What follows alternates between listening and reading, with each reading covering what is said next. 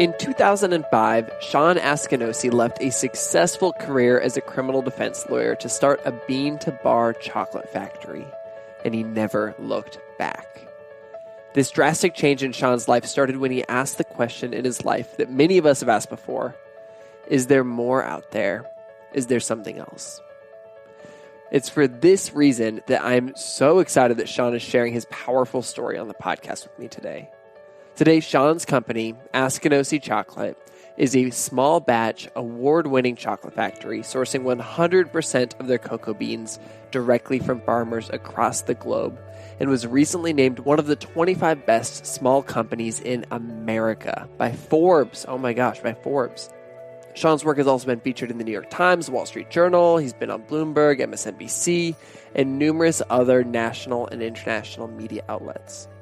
In this conversation, Shawn shares a lot about his newest book, Meaningful Work, a quest to do great business, find your calling, and feed your soul, which is honestly a piece of literature that has changed the way that I personally see the world and holds a beautiful and candid account of a brilliant entrepreneur's journey towards self-actualization. I'm Brandon Harvey, and this is Sounds Good, the weekly podcast where we have conversations with inspiring people who are rejecting cynicism and using their lives to make an impact. Let's jump straight into this conversation.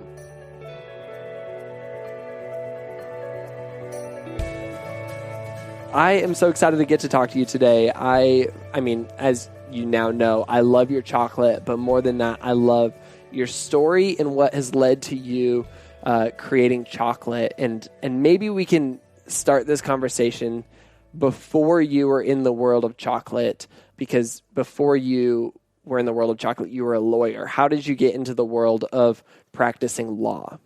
I was a criminal defense lawyer for about 20 years, and I loved it. And it was what I always wanted to do. My dad was a lawyer before he died, and I wanted to follow in his footsteps. And so there was really never a time that I can remember when I didn't want to go to law school and be a lawyer. So I grew up at the courthouse following my dad around, and it was, and especially criminal law. It was just always something that I wanted to do. And why specifically criminal law?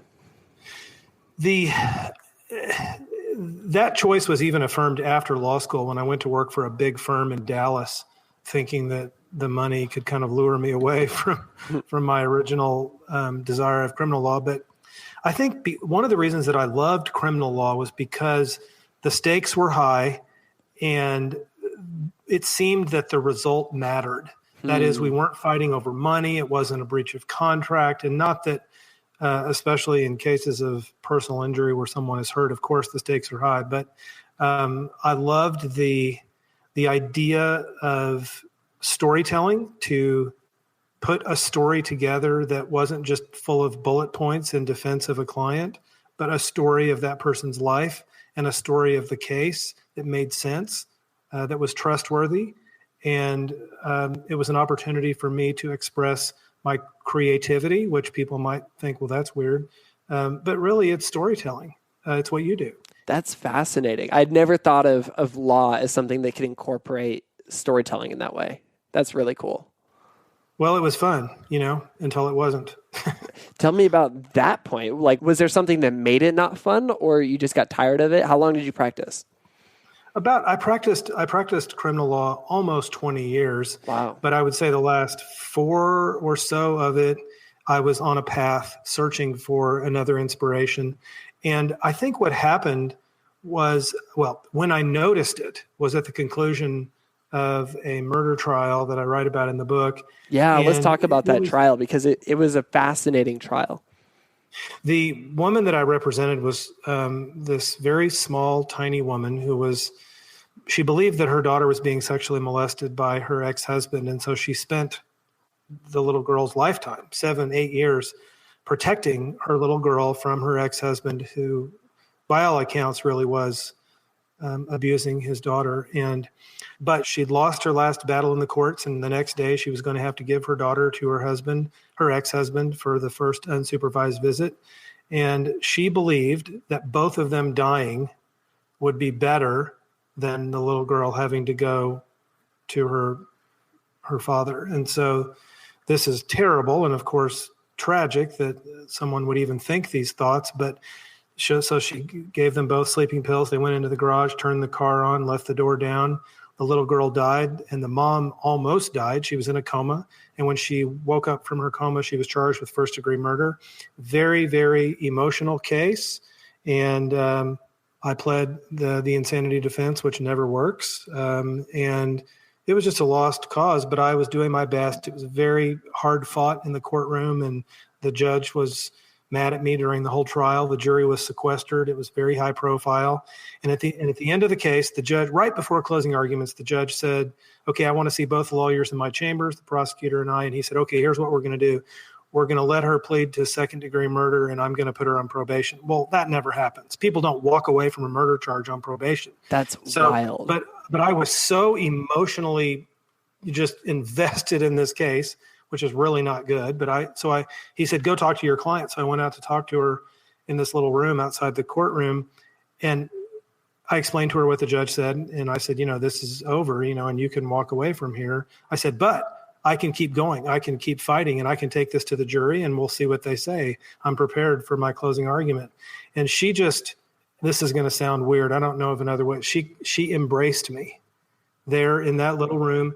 I started to cry, and the roles reversed. She was my protector in that moment. And I knew and know now, looking back on that moment, that was the moment when everything changed for me. I knew I had to leave. Because criminal law. Why is that? Why did you know at that moment that that's when you need to leave?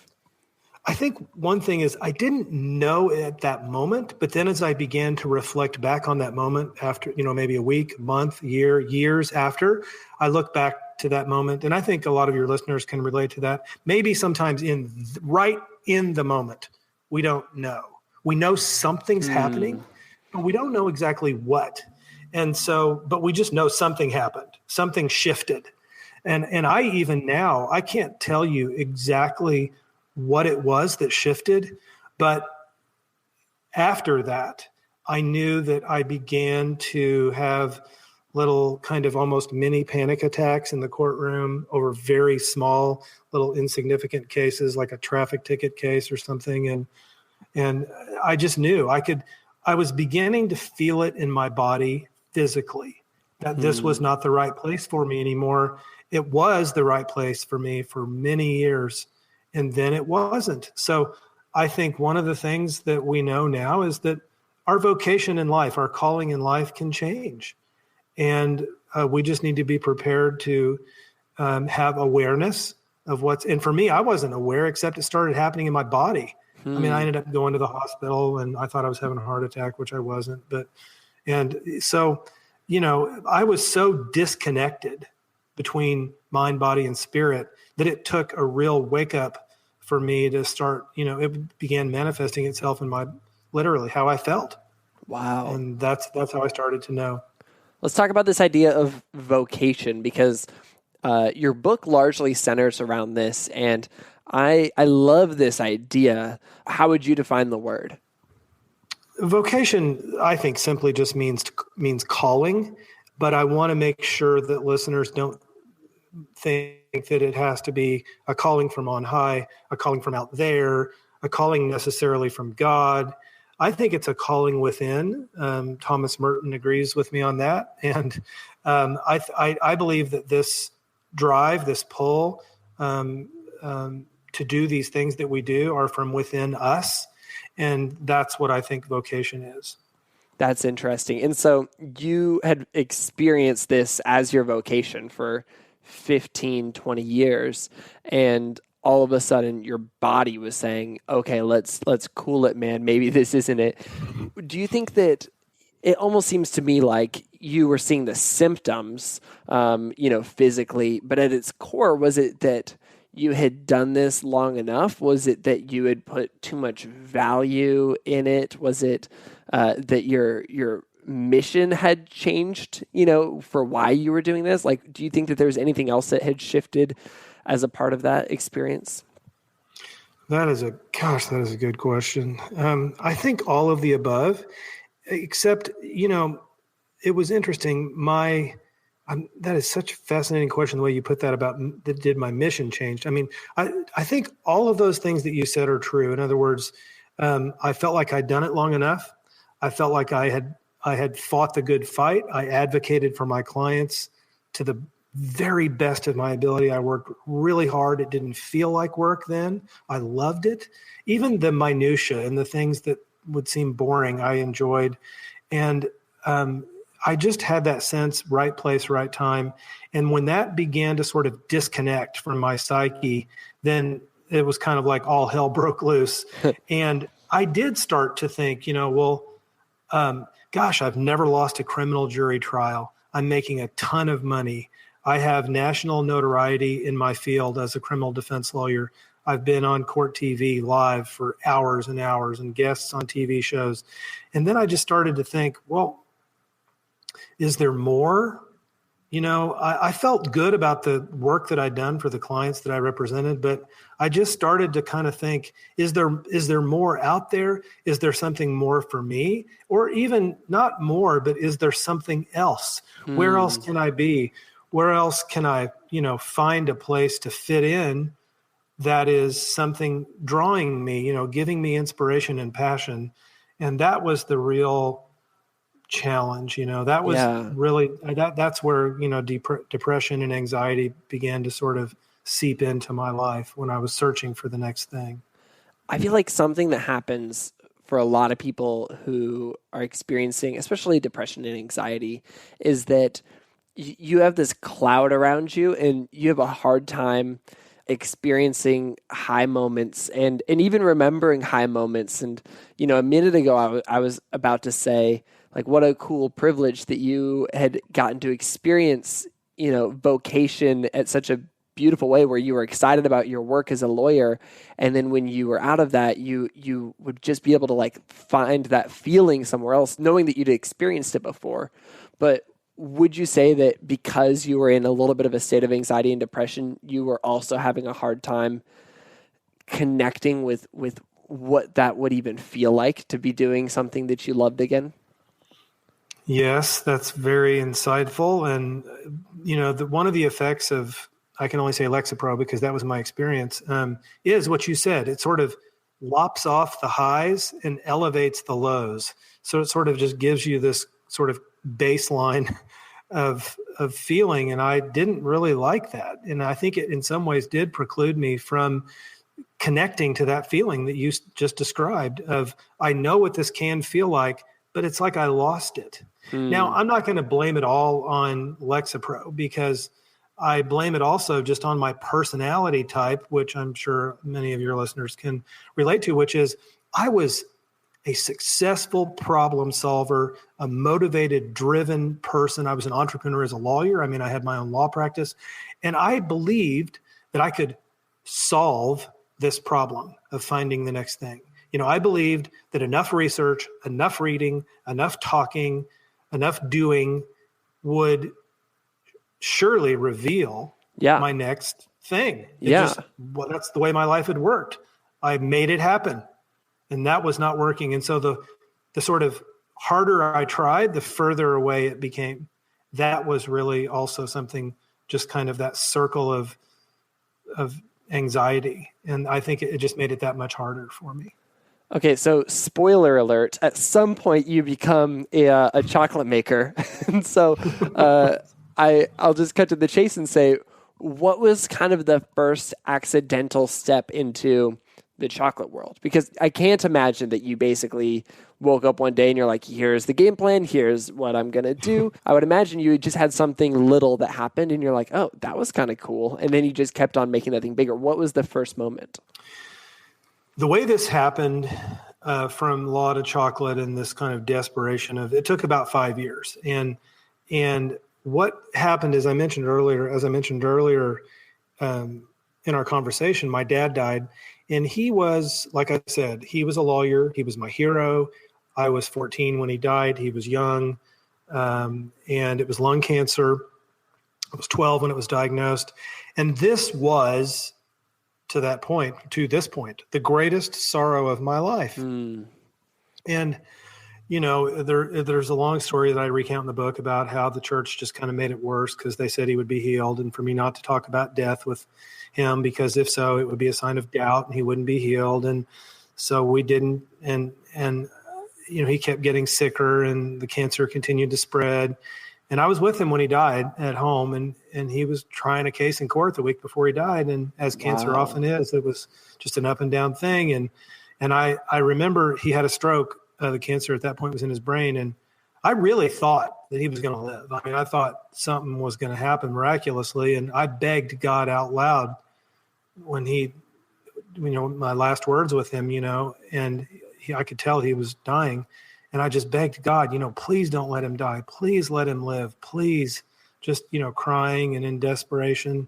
And he died. And I'd spent about 25 years essentially trying to accomplish everything I could in my path, win everything, be everything, all of those things that I thought would make me happy and sort of satisfy this broken heart that I had. And so the key to answer your question was I began to have a conversation with that grief in my life. And it ended up that I volunteered in the palliative care department of a big hospital here in Springfield. And palliative care is basically hospice in the hospital, people who are dying. And they would give me patients to visit on Fridays. Sometimes there'd be 5, sometimes 20 patients, maybe in oncology, cardiology, neurology.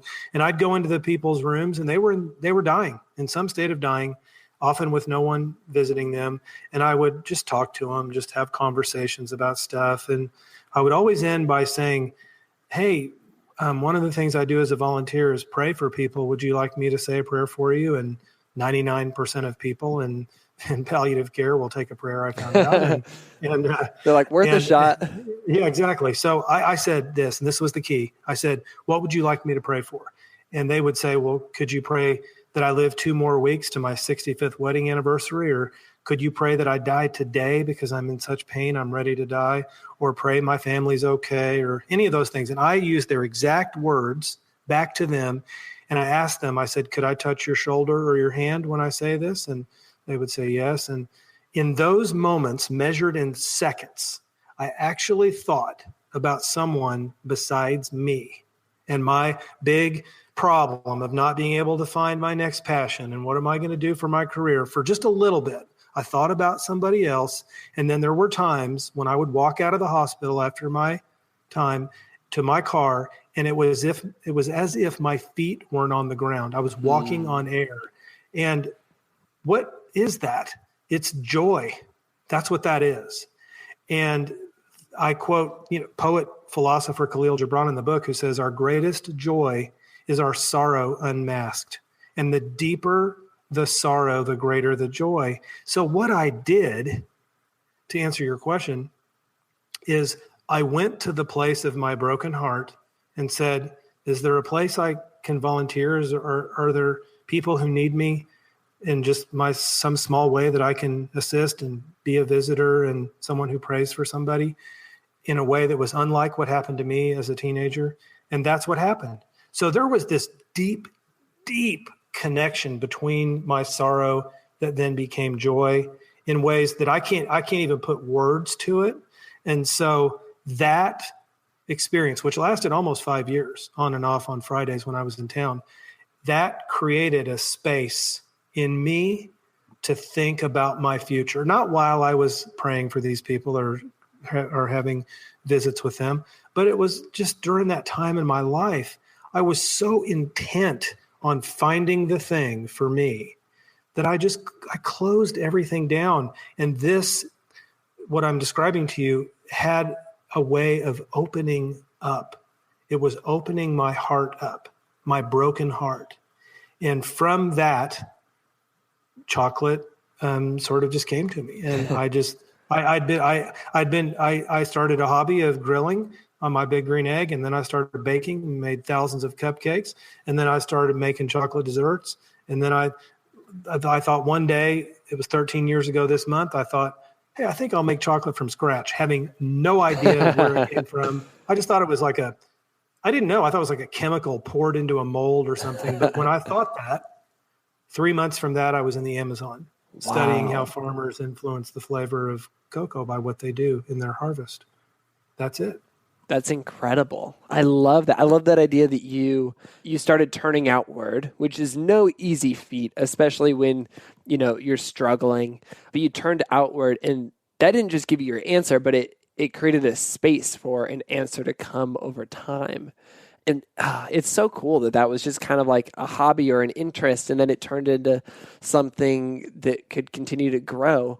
And you had this curiosity. You showed up in the Amazon. You're kind of looking around. Tell me more, though. Like that's the craft, and that's why the chocolate tastes so good. But tell me more about your heart for the company and how it would work, because I understand that that's a pretty key piece of what you're doing. The chocolate, one of the things we say at the factory is it's not about the chocolate, it's about the chocolate. And what I mean by that is it's about the chocolate. I mean, if we don't make award-winning chocolate that people love, like thankfully you enjoyed it at your office and I'll send you some more.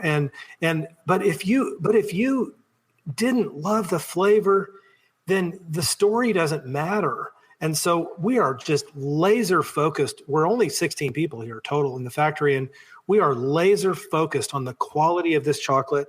I visit the farms every year. In July, when I go to Tanzania, it will be my 40th origin visit since I started the company. And so I love this travel. I love meeting with farmers every year. And so this focus on the chocolate, it has to be about that, because we couldn't do the other things if we weren't so unilaterally focused on this idea of quality. But part of that, and what's tied up in that, and in fact, just really inseparable from that, is the vocation that we have to work with farmers directly.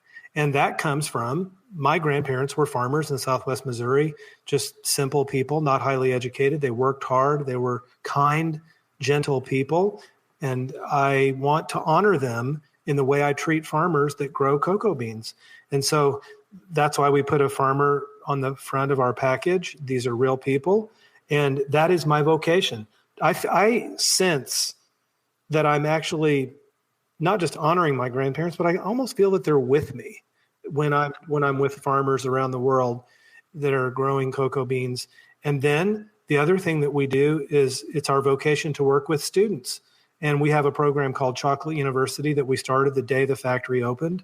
And we engage local kids in our factory to, one, inspire them that business is a force for good, and secondly, that there's a world beyond Springfield, Missouri. So we have an elementary program, middle school program, a middle school summer school program, and a high school program. And the high school program takes the most amount of my time because it's very competitive for these kids here in the area to apply to become part of. They spend a week in the summer on the Drury University campus and learn about all of our business model and learn about Tanzania culture, language, history. They go home and pack, meet me at the airport. We take them to Tanzania. What? That's incredible. It's really transformative for these students. And so all of this that I've just described in the last little bit, that's not about chocolate. It's about us having a relationship with farmers and neighborhood students year after year after year, where hopefully we can, express kindness and compassion to them to us. And that's what this is about. So it's not about chocolate. It's about these things, but it is about the chocolate. So what I'm saying is that who we are, how we behave, is inseparable from the product that we make. It's inseparable. That's so good. Oh my gosh. And this is maybe a good time to tell you that this is like almost embarrassing. It's great. As I was reading your book, I broke down crying at one point, and it wasn't the point where you were sharing, the story of that woman whose case you tried, and it wasn't the point where you talked about losing your dad. It was the point where you were talking about the logistics and day-to-day life of your office and how you set up meetings and how you are intentional about your employees and how you build these practices into your business, because it's so inspiring to see the way that business can be a force for good, not only, in Tanzania, but, in Missouri, in the place that you're working. And it's really inspiring and beautiful. And I love that so much. Well, thank you for saying that. And this is important to us. It's a practice of what we call in the book reverse scale. That is, I don't want to grow to a huge company. And nothing wrong with that. It's someone else's calling. But in order for me to do the things that you just mentioned about, how we are in this company, it's important for me to connect with humanity, the humanity that comes here to work every day. And I fear, and I think it's a well-founded fear, that if I grow too fast or really to be a big company, I would lose that sense of connection. And I don't want to do that because that humanity, that human connection, and in me, I love the Joseph Campbell quote that we're called to joyfully participate in the sorrows of the world. And I believe that. And I believe that if we grow too big, then I would be delegating, managing, writing checks. I wouldn't have the time to make that practice. And how am I going to understand the joys and pains and sorrows of the people that I'm working with if they want to discuss those things or even let me in on some of that at an appropriate level? I won't if I don't have if I'm too busy doing other things. So that's why I think we suffer from this myth where we're conditioned in this world, in our country especially, that we have to grow. We have to grow fast. We have to grow big. Otherwise, our ideas and our businesses have no value. But I just don't think that's true.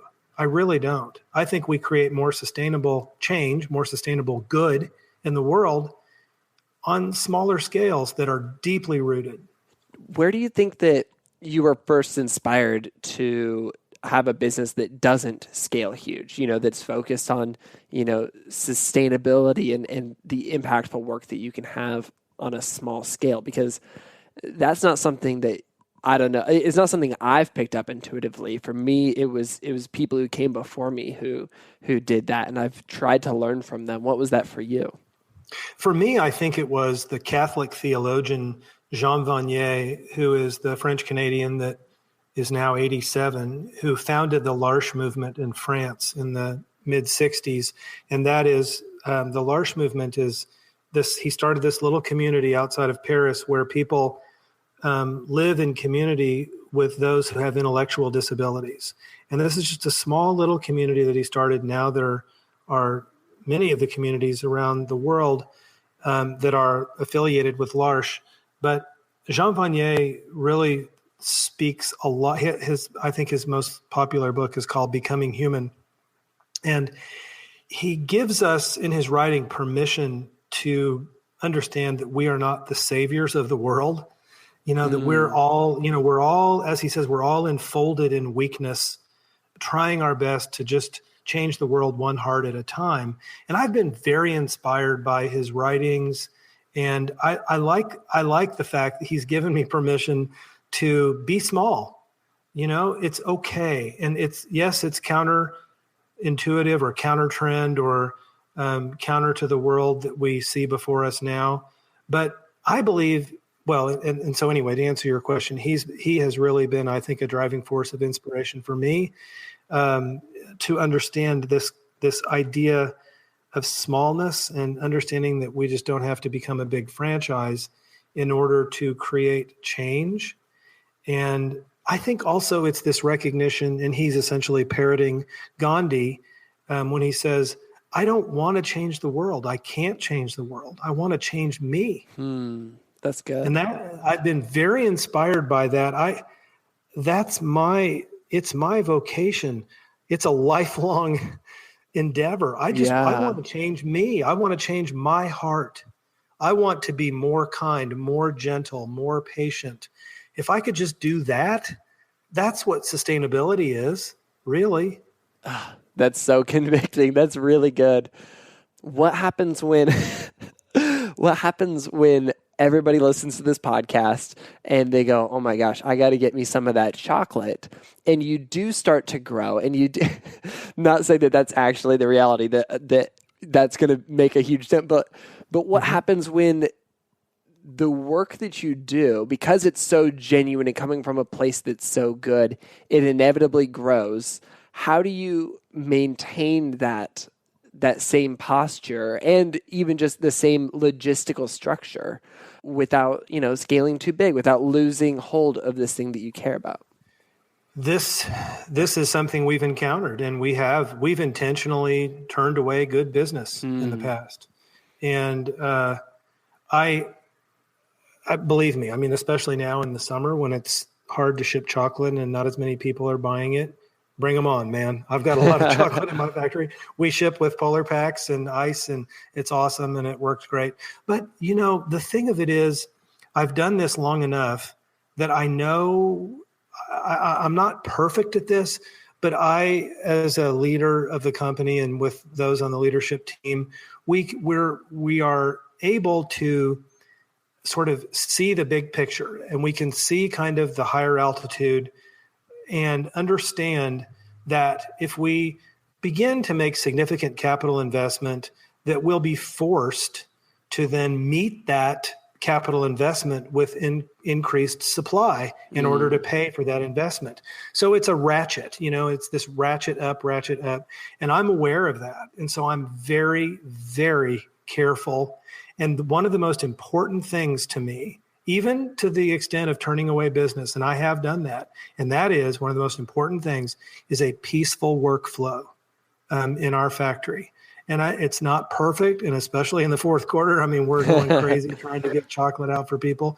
But I want folks to have an opportunity to have a peaceful day. And that's really important, that we do what we can to eliminate chaos. And that comes from my experience at the monastery.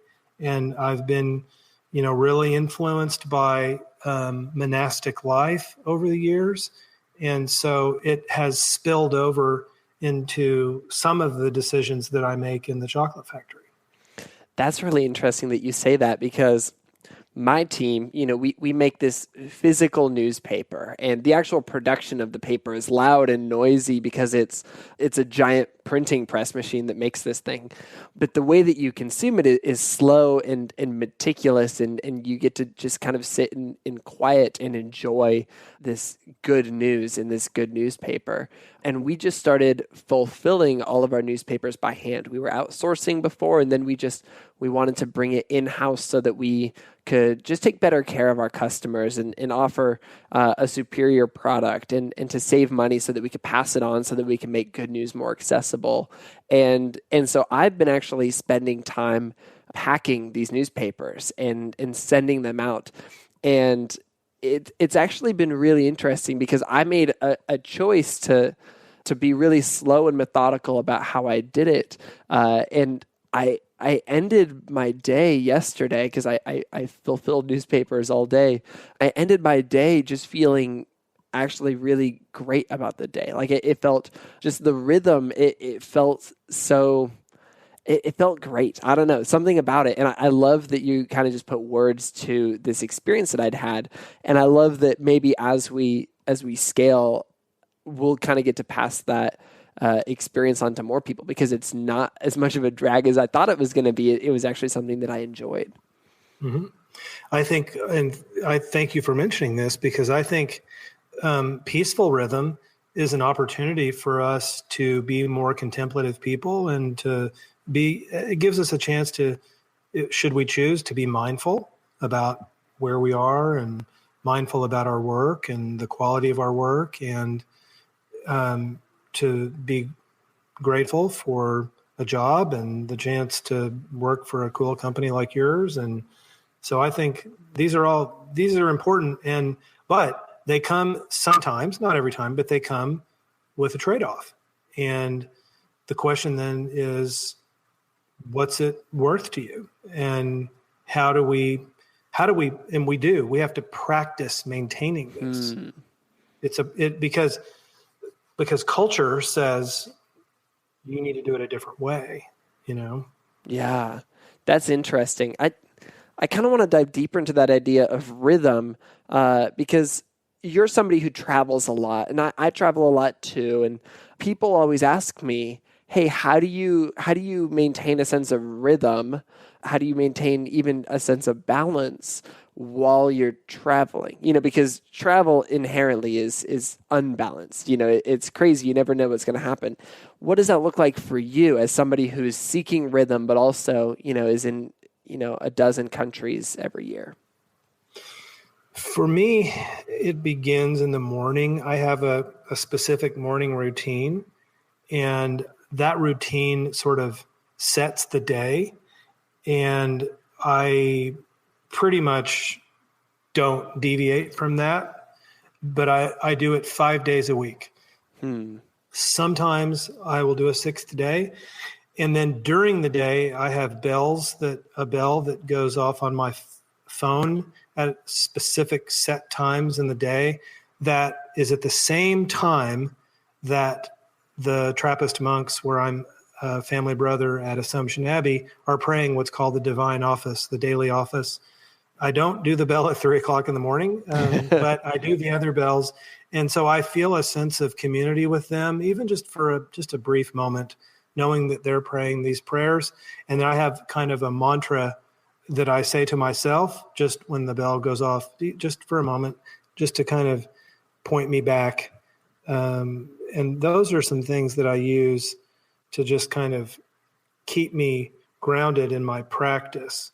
And so I think it's important, whether you journal or have a person that you talk to a set time in the day, or if there's a certain ritual that you decide on your trip, you're going to do this thing, and that is going to be a symbol or a representation of some other intention, an intention of peace or goodness or kindness or whatever. And those are just, I think, some simple things. I love that it's those little things that are in your day. It's not necessarily that you're maintaining your exact work schedule every day, no matter where you are. It's just saying, no, I'm going to be mindful of what I'm doing, and these things kind of bring me back into those moments.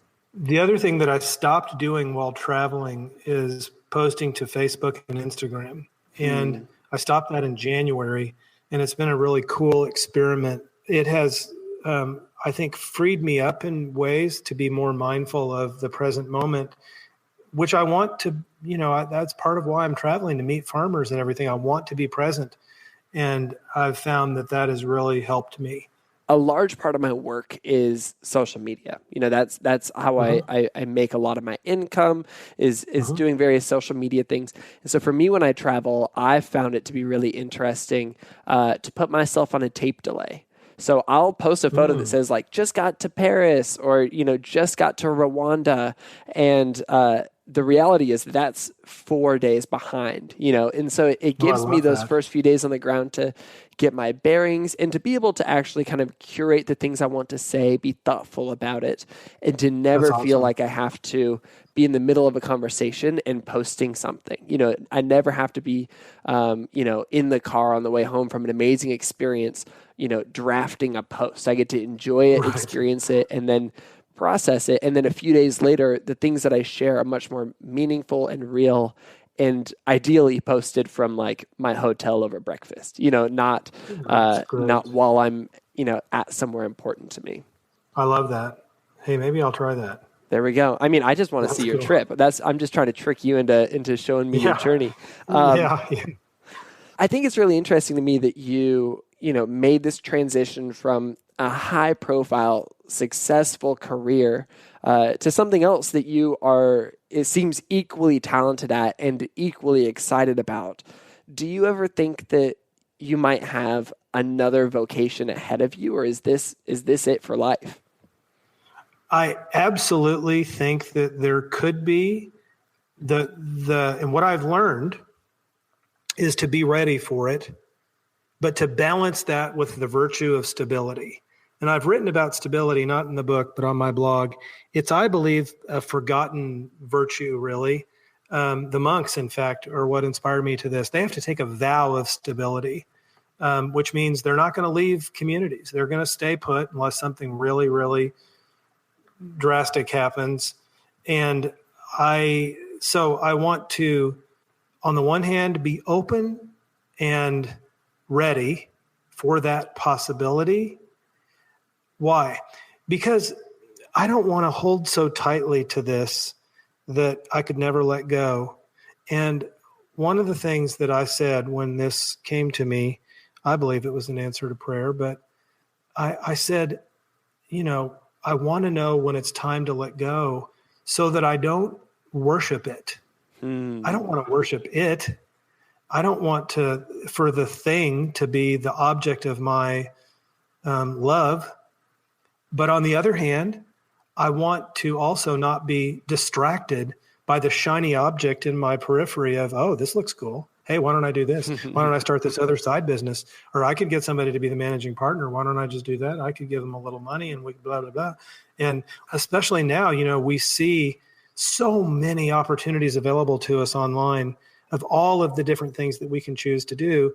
And I think that we're in a world of the opposite of stability in that sense, where we have all of these so-called choices in front of us that we leave jobs, we leave marriages and relationships and friendships, and they've become easy in a way for us to leave.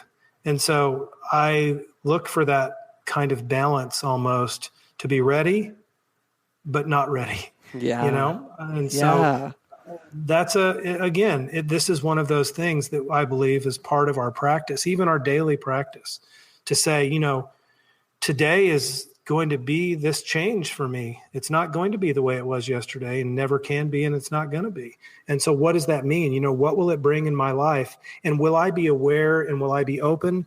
Will I have ears to hear and eyes to see what's in front of me that is this opportunity for me to express my vocation in kindness and love, and then also remember to, when we're bored, when we are a little depressed, when we're frustrated, to remember to have the discipline to remember that we made a commitment to this thing and to this person, that there's a commitment, and we need to find honor in that and virtue. And so both of those things together, I think, are important considerations for our daily life. I think that's really beautiful. I think it's a really beautiful idea that our vocations, whether they're, like a relationship vocation, like a calling to a relationship, or our work, or, a practice, that's part of the joy, is that commitment to it, and to choose to stay even when it's difficult long term.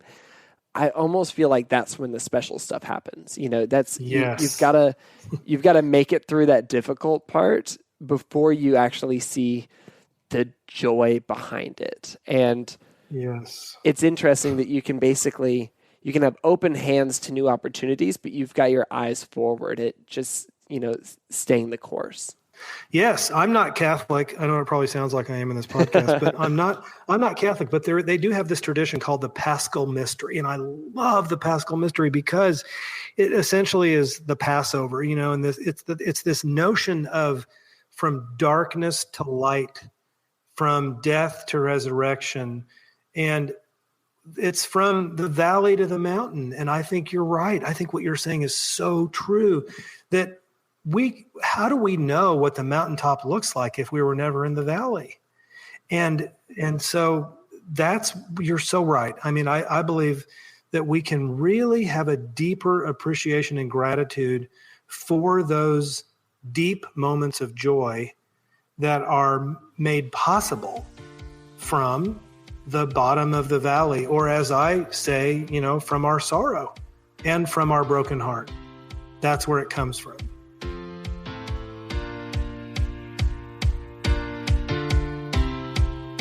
Y'all, I loved this conversation. I personally learned so much from Shawn's story, and I'm so grateful for his vision of greatness, which seeks to value the smallest of things. I'm also really challenged by his pursuit of eliminating chaos and meeting our world's needs in small but truly meaningful and real ways. After this conversation, I may or may not have told one of my coworkers at Good that it's now a personal goal of mine to drive out to Springfield, Missouri and spend some time with Shawn in person and just kind of take some life notes. If you want to learn more about Shawn's story and his meaningful work, follow at Askinosie on Instagram and Twitter, and go to their website, check out their chocolate. It's delicious. And do yourself a favor and order Shawn's book, Meaningful Work, wherever you buy books.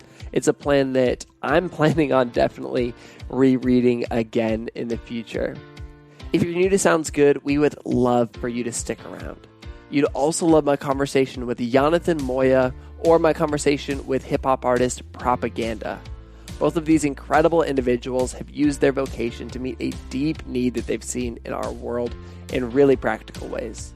You can find both of these episodes and more than 100 other episodes by searching for Sounds Good wherever you listen to podcasts.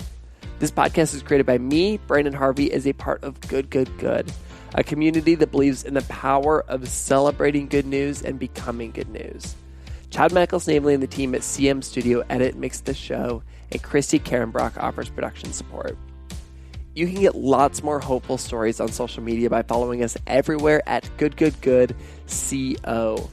And as our team at Good gears up for creating our first issue of year 2 of the Good Newspaper, we've made all of year 1 issues available for purchase online. And the stories and tools we provide are ultimately designed to leave you feeling less overwhelmed and more capable of being a part of the good in the world. So go and check out some past issues if you haven't gotten them already, and see what else we do at Good by visiting us at goodco. And on that note, that is a wrap for this week's episode.